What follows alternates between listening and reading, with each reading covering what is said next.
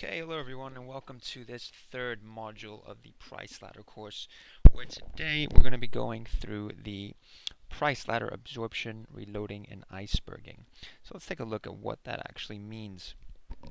Now, so today we're covering what is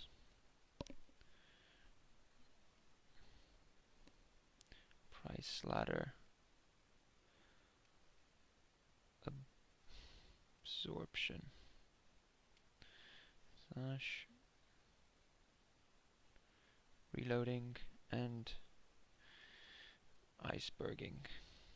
So you might have heard of these terms already before.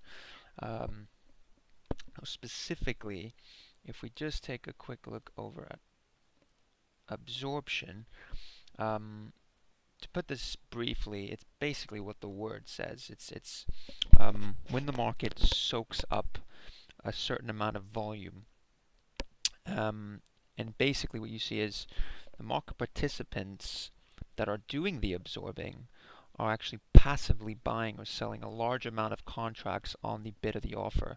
So for example, before I show you an example of this, so for example, in this scenario here, this is a price ladder not currently live, just paused at the minute, just a freeze frame of the market at this level. So let's, for example, let's just imagine that there wasn't a gap between here, there wasn't a space between here, a spread, and let's just say there were actually market participants. For the sake of argument, there's 341 contracts here, and the sellers wanted to sell into the bid here. There was 223 at the bid. Let's just say that the sellers come in and start selling 223 aggressively at market. They're basically paying at market. They sell or accept to pay at market 223 contracts. So they've sold 223 contracts, and effectively that's absorbed by the buyer. So the absorption takes place by the buyer. Just delete that. Buyer absorbs. Now, usually what you would say, you wouldn't really actually take notice of a 223 contract absorption because it's just not that much. It's something not really worthy of it, because that's typically what you see on your average bid and offers anyway. But if, let's just say, there was, 2,231, for example. So there's 2,000 contracts actually on the bid, and some would actually sell the lot at 64s, and that effectively would be an absorption I would pay attention to, because if someone comes to market and sells 2,000 aggressively at market, and then the buyer manages to absorb those 2,000 contracts, that's effectively an absorption I want to pay attention to, because that means there's a pretty big passive buyer. I mean, likewise, you could say there's someone aggressively selling, but if that buyer doesn't move and doesn't budge and they keep selling into him and he's absorbing that volume, that means he might have more to do, more to get done. And if the sellers run out of any contracts to sell, he might start getting aggressive and going to market at the next price, the next price, the next price. And that's effectively what you might be looking for in an absorption. So an absorption, if we're just going to quickly write this out,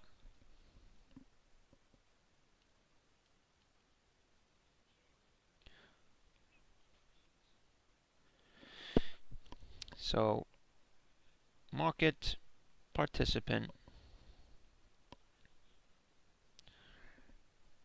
passively, the keyword is passively, buys slash sells as other market participants sell slash buy at market into them.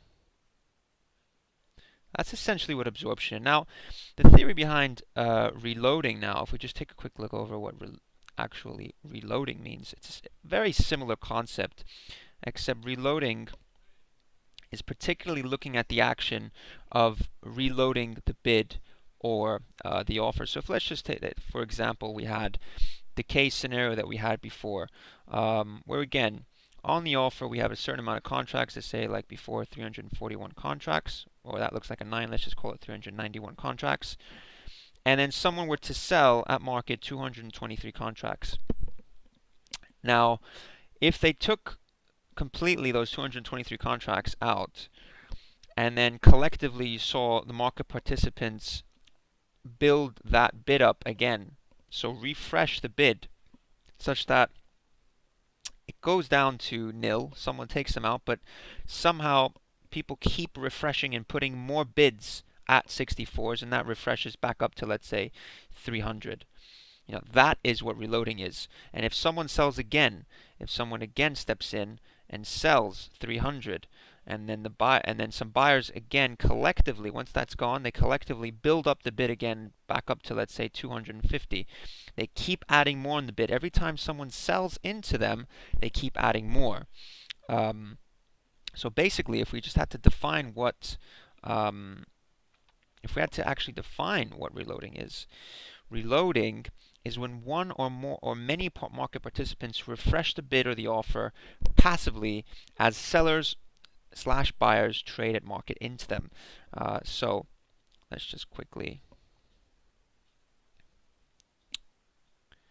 So when one, doesn't necessarily have to be many, but one or many market participants refresh the bid/offer passively as